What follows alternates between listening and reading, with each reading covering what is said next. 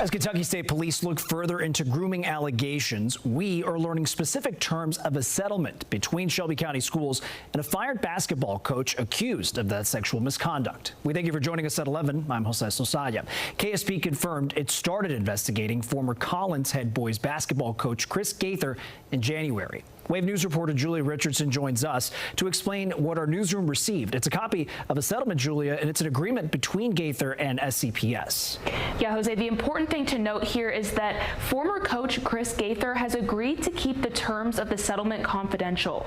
But Wave News submitted an open records request, and we were able to get our hands on those terms ourselves. In late 2025, former Collins High School student Haley Weddle came forward on Facebook, claiming that basketball coach Chris Gaither had groomed her. In a letter posted online, Weddle claims that in June 2014, 2 weeks after she graduated, Gaither kissed her after she'd finished babysitting his children. Weddle also posted that the next day she was back at Gaither's home. He then invited her into his bedroom, touched her, and then initiated sex.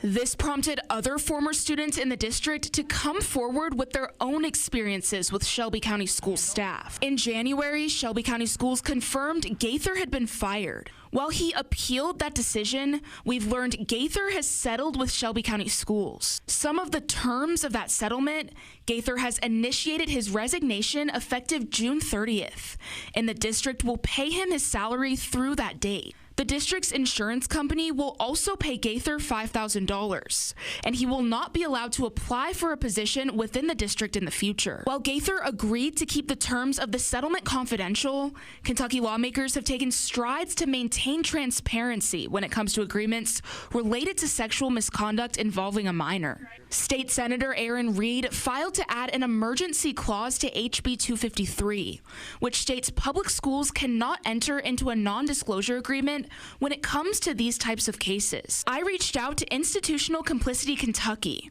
a group formed by former Shelby County Schools students who tell me they've experienced sexual misconduct from district employees. They sent me this statement saying, in part, "We believe public trust is best served when information is shared openly and communities are given the opportunity to fully understand decisions that affect students, families, educators, and taxpayers. Any practice, process, or agreement that limits transparency or discourages open discussion raises important concerns and deserves thoughtful public scrutiny."